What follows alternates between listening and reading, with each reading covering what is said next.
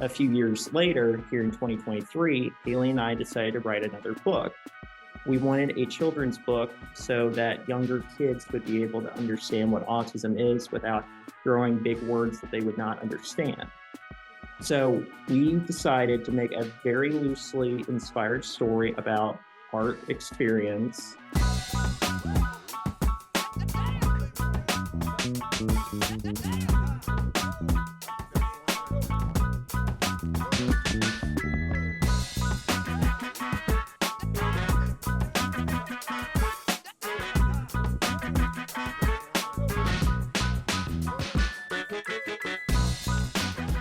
Welcome to Adulting on the Spectrum. In this podcast, we want to highlight the real voices of autistic adults, not just inspirational stories, but people like us talking about their day-to-day life.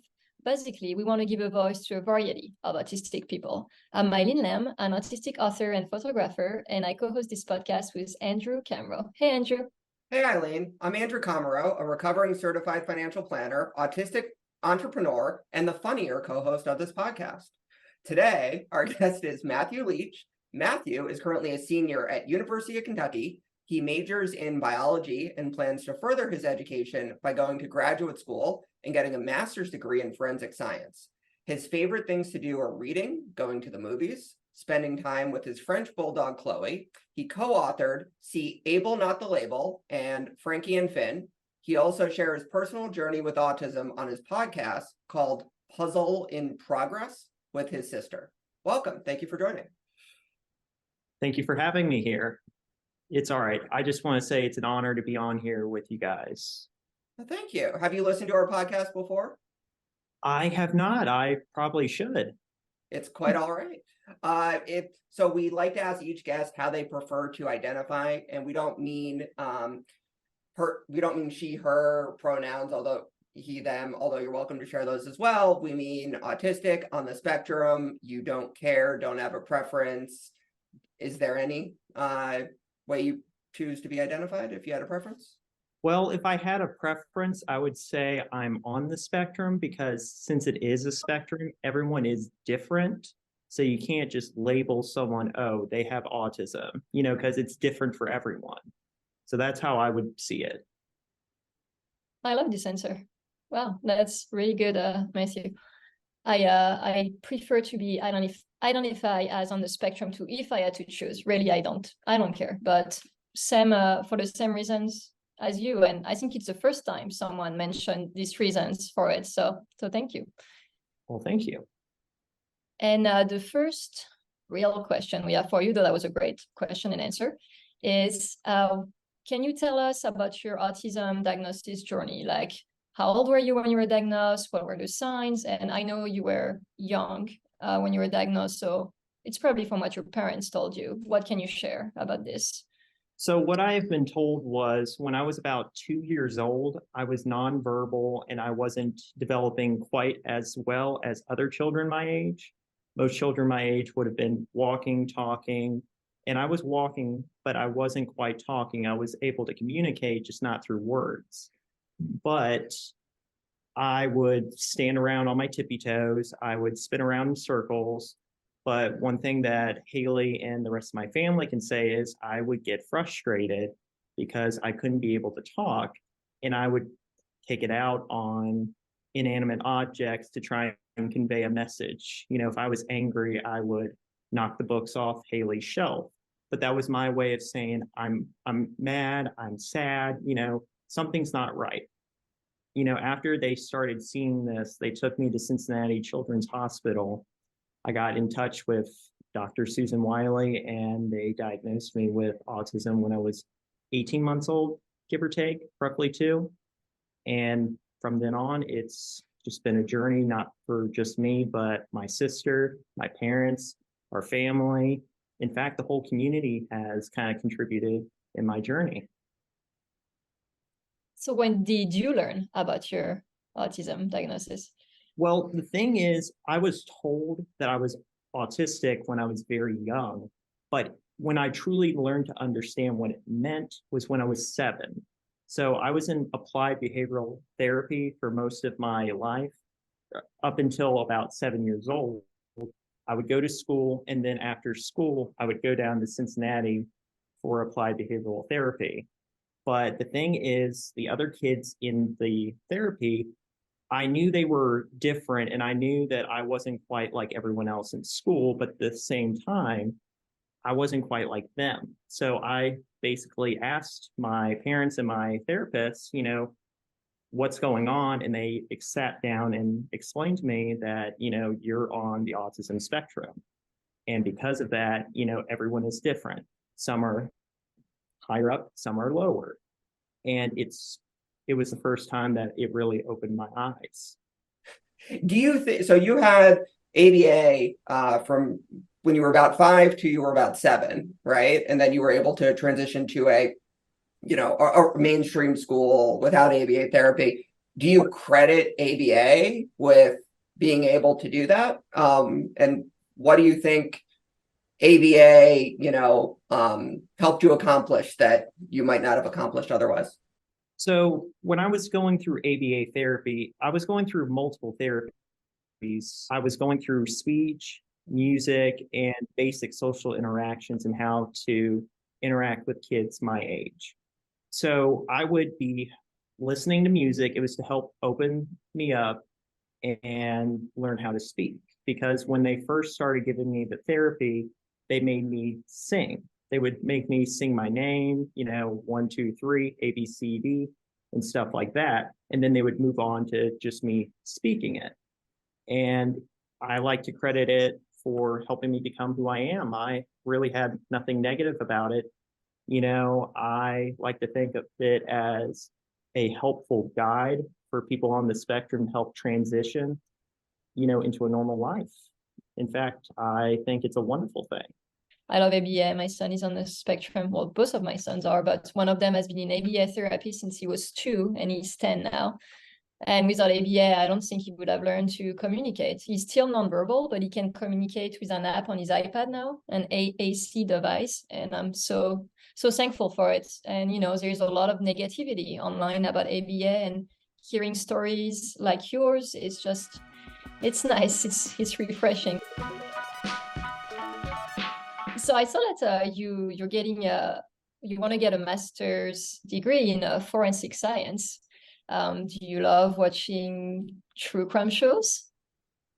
Yes, Haley can tell you it's almost of a family tradition that whenever we go on a trip somewhere, no matter how short of the trip, we have to watch something like Forensic Files. It was always just something interesting that I took an interest in. When I was in high school, we had a career in tech building, and one of the courses that they offered there was biomedical classes in forensics. And I took both of them, and they introduced me to working in a lab, and combined that with my interest in watching shows like that, it kind of made me choose my career path. And I'm still working in a lab today in my college classes. And it's just something I enjoy doing, and I feel like I can actually accomplish something with it.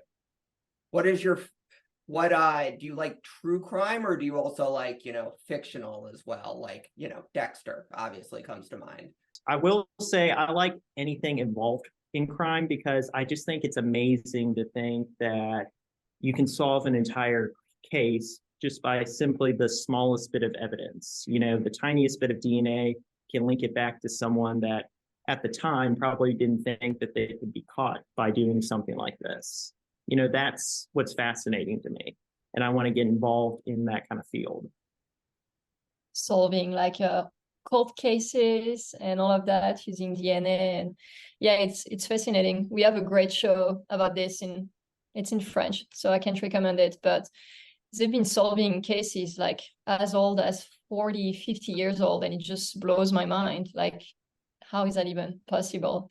I'm sure you know more behind it than I do. Are you good at math too? Because, there is that cliche about autistic people that they're good at math and science. And I'm just wondering, since you like science, do you also like math? It depends on what kind of math I'm doing. If I'm doing algebra, no problem. Geometry, no problem. But calculus and more theoretical math and stuff like that, that's harder for me to take a grasp on. I'm good in some areas, but not in every area. What made you and your sister start a podcast together? I know what made me and Eileen start a podcast together. I said, Eileen, you want to do a podcast? And then that was pretty much, well, no, I think I had to bug you a bunch to convince you, but yeah. Anyway, how did you guys start a podcast? So to start this off, Haley and I have been advocating for many years. I think we started advocating when I was in middle school and Haley was in her first year of high school. I was having some bullying at my middle school, and Haley didn't want to get mad per se at my classmates. She just simply wanted them to understand what was happening. Haley was in the future community at the FCCLA for her high school, and she took it upon herself to go into my classrooms and educate us and everyone on what autism is and what people on the spectrum go through.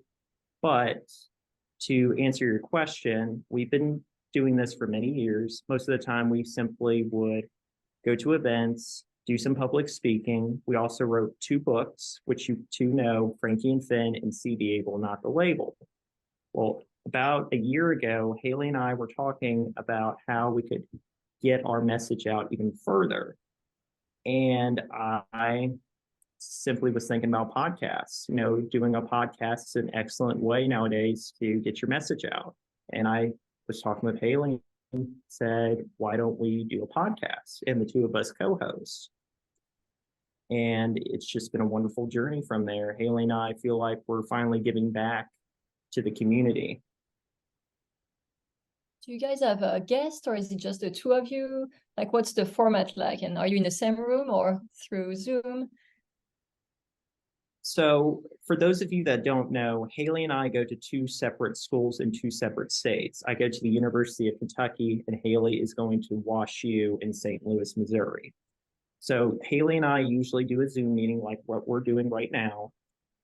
And it depends on what we're wanting to talk about. The first 2 episodes, or actually 3 episodes, it consisted of Haley's perspective, my perspective, and then our parents' perspective. But from there on, we would invite guests. One of the guests was Dr. Wiley. We did a podcast with you. We also did one for a autism walk that's happening in St. Louis in October. And we're hoping to get more professionals that know about autism and have connections to other organizations. I think Haley and I did a Zoom meeting with Different Brains. It would be a wonderful idea to have those people on our podcast and to have their perspective on the whole situation. In the same vein, you and Haley wrote some books together. And was that the same reason why you started the podcast? Like, can you tell me about that journey of writing books? I mean, that's difficult. I know firsthand. Well, Haley and I worked on this together. This was very much a team effort. So the first book, See the Able, Not the Label, is a nonfiction account, and it takes both of our perspectives. It talks about Haley having to explain to everyone what autism is. This is my brother. This is what he has to go through. And I have a perspective in there that explains what it felt like to be on the spectrum when I was a kid. And we made it on Shutterfly, and we would donate it to like our elementary school. We also donated a copy to the Cincinnati Children's Hospital for everyone to read. But a few years later, here in 2023, Haley and I decided to write another book. We wanted a children's book so that younger kids would be able to understand what autism is without throwing big words that they would not understand. So we decided to make a very loosely inspired story about our experience, and I decided to incorporate a dog into the story, Finn. So Frankie, I would like to say, is a loose interpretation of how I was as a young boy. And Finn is the friend that everyone on the spectrum and everyone else that's not on the spectrum needs. A friend that's understanding, a friend that's always there to help them during their difficult times. So the book is designed more for the people who don't have autism than the people who do, right? Like the peers who may not understand. So Zach, Haley and I wanted to convey the message that just because someone is different does not automatically make them a bad thing. We want them to understand, to accept them. So just changing topics completely randomly. I never do that. Kidding. French bulldog Chloe is your only pet. Do you have others? And how did you come up with the name Chloe? So Chloe is a French bulldog, and I would like to say she's not our first French bulldog. I would like to say that we're kind of obsessed with them. We've had 4, but Chloe is just the current one that we have. And Chloe is a very French name, and we figured it kind of fits. We got a French bulldog, why not just give it a French name? So that's where we picked Chloe. It was a very feminine French name. But the thing is, I would like to just say they're very wonderful companion dogs. They know when you're happy, when you're sad. So one minute they can be very energetic, another minute they can be very lazy and just a good dog to pet and whatnot. But it really helped me on, dealing with some of my harder times. I have a dog there that understands how I'm feeling. So even though Eileen is autistic, so she probably wouldn't understand how you're feeling, what is the chance, because she's French, that you will name your next dog Eileen? I don't know. It just depends on the dog. Every dog has a specific characteristic and trait. So I would like to say, it's just not automatically, oh, I'm going to name the dog that. Sometimes it's personality. Sometimes the personality helps build on what you're going to name them. But I would like to say Eileen would be a good name for a French bulldog.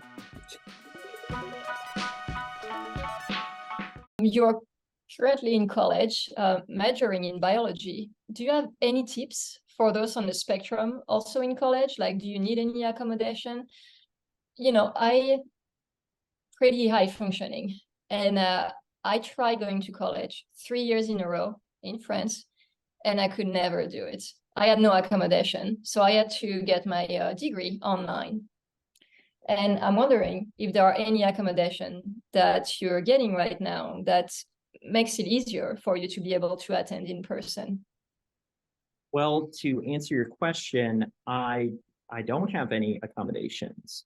And before I go further into the topic, I did have accommodations when I was in high school and middle school, but ever since I entered freshman year of high school, my teachers and my parents and I tried to wean me off needing the accommodations. They tried to get me to do it the normal way, go to class every day, do it the same way.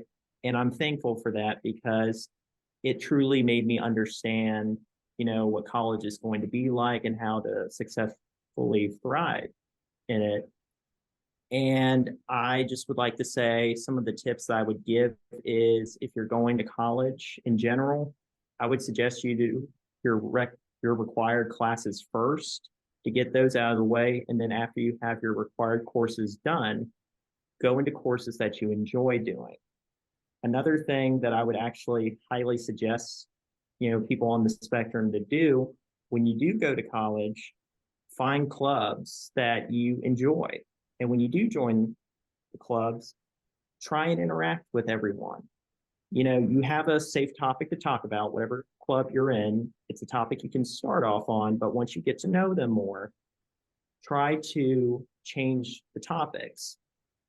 Try and talk about stuff that normally you would not ask someone to talk about. What is your interest?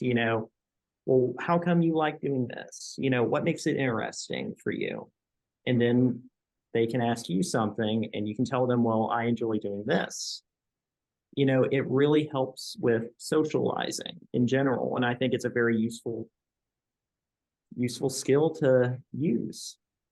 So I'm going to challenge you a little bit and say that essentially your suggestions for college are don't act like an autistic person, do things that you're not interested in, and socialize. So are you and socialize more? Is there and that struggle, and even though you can ask for help, don't. And I know that wasn't what you meant. But are you saying that there's something wrong if somebody just wants to not socialize, that if they wanted to just focus on the things that interest them, you're just saying what worked for you, correct? Exactly. I'm not saying it works for everyone because, like I said, everyone on the spectrum is different. What works for me might not work for you or anyone else. But I would like to say that, this is how I took it into consideration. When I went into college for my first day, I was overwhelmed. I didn't know what I was doing. I had 300 people in the same room. Pencils are tapping on the desk. I'm in a strange room. I'm surrounded by hundreds of people that I don't know about. And it overwhelmed me on my first day. But I would like to say that, I basically just went into a room for a minute and basically said, you got this, you've made it this far, you're only going to strive and go further from here. If this is the hardest thing about college, you got nothing to worry about. So I would like to say that, I'm used to all the chaos that is college, and it's a struggle to get used to it, but once you understand it, it becomes easier. No, thank you for that. And I do think it's really good to reconsider what quote either accommodations somebody might need, because maybe you don't need them. It's good to struggle a little bit. How else is somebody going to learn if they don't try something new? So I can definitely agree with that. Thank you. You're welcome. I just figured that, there's nothing wrong with asking for help if you need it. If you feel like you don't need it, try it out. And if it doesn't work out for you, use the help that's available to you. And can I jump in here? Matthew, maybe something you want to talk about is the conversation you had with mom and dad and with your teachers during your senior year as to if you wanted those accommodations and how you made that decision for yourself. And in times where you have struggled a little bit, you've gotten tutoring and some of those things to kind of help. So I agree, accommodations look a little bit different, and maybe you could, expand on that a little bit, Matthew. So like Haley said, during my senior year of high school, I was given the option, do you still want these accommodations when you go to college? I really sat down, thought on it, but I figured, if I am going to earn my degree, I want to at least try to get it the right way, the traditional way. But I did say, if I need accommodation, just at least let me know how to get it. So I went through my first year of college, no trouble. But when I entered my sophomore year of school and started taking higher level classes such as chemistry, that's when I started to have some trouble. And Haley is right. I got tutoring. I went to study sessions. I tried to do everything that I could do to do better, and I have. And it's just been a bit of a struggle. But then again, just about everyone that goes to college has a struggling year, semester or two. But it's been a journey, and it's a journey that I'm glad that I took. You and Haley seem very, very close, and I know you do a lot of advocacy together. Can you talk a little bit about your advocacy journey with your sister, and like how far apart are you? How many years? Okay. Well, Haley and I are 2 and maybe 3 months apart in age. So Haley and I are fairly close in age together. And I would like to say that in a way, Haley's been advocating for me ever since I was diagnosed. She would help me in times that I needed help. And in a way, I helped her become who she is today. But to answer your question, we started our advocacy during middle school. Like I said earlier, that I was being bullied, and Haley and I wanted everyone to understand what was going on. And I will say things did get better everyone started to understand what I was going through. And, I opened my shell. I became more outgoing. I started to interact with people more because now they understood what I was going through. And in return, I was learning everything from them. But Haley has been advocating for me ever since I was a kid. She's been doing it in both SCLA and in her beauty pageants. She's always tried to get the message out on bullying and autism. So Haley is currently in Miss Missouri, and one of her platforms is promoting autism. She goes to multiple organizations and meetings every day, and she tries to advocate her platform. And I like to think that I'm there helping her, even though I'm not physically there to help. I'm always helping my sister in her field, and Haley is always helping me during my times of struggle. So Haley and I have done many things together. We've written 2 books, we've founded a podcast, and we've actually been invited to a few events. In fact, about a month ago, Haley and I went to an autism walk, and we both did public speaking. And it was a little nervous for me, given that I was talking in front of a large crowd, but I feel like I was giving something back to the autism community. When I was a kid, my parents had little to no information on what autism is and if there was any hope for people like me.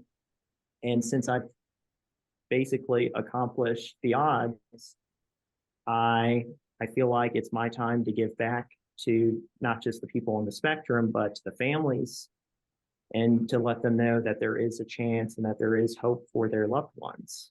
So what organization sponsored the walk that you did?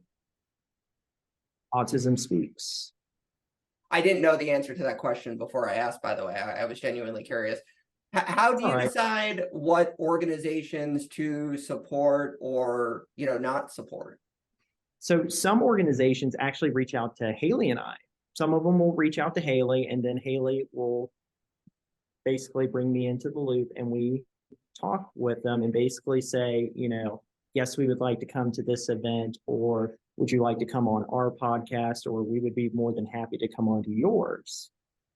And I like the fact that, now we're able to get our message out. It feels very impactful. Haley and I are basically from a small rural town in Kentucky, and now we're helping major organizations across the country in promoting autism.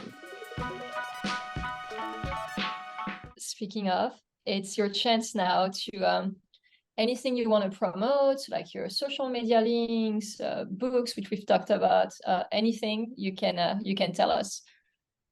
Well, I would just like to let you all know, Haley and I's podcast, Puzzles in Progress, is available on Spotify and iTunes.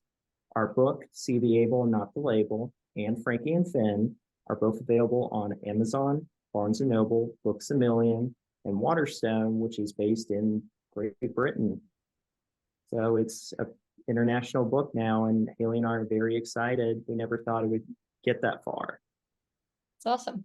How about social media? Do you want to share your social media? Well, Haley has a social media account. She has both a TikTok and an Instagram account for Miss Missouri. She posts content both on her being Miss Missouri, but more importantly, on autism. I have a social media account. It's Matthew Thomas Leach. And I don't really post on it, but if you follow me and Haley, we would be more than happy to add more content. To wrap this up, I'm going to ask you some quick fire questions. So basically, you just tell me the first answer that comes to your mind, like 1 or 2 words. Are you ready? Favorite animal? Elephant.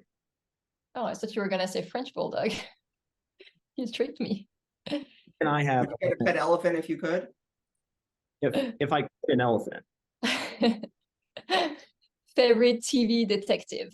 I don't have a personal favorite. All of them are my favorites, to tell you the truth. Who is your favorite singer or band, musician? Oh, that's a good one. If I had to choose, my favorite band would probably be As shocking as it is, AC/DC. Favorite fictional crime show? Fictional crime show. Dexter. And favorite food? Favorite food. Steak. That's probably mine too. Nice. Awesome. Well, Matthew, thank you so much for joining us today. It was so great chatting with you. It was a pleasure being on here. Thank you so much. Thank you. Thank you for coming.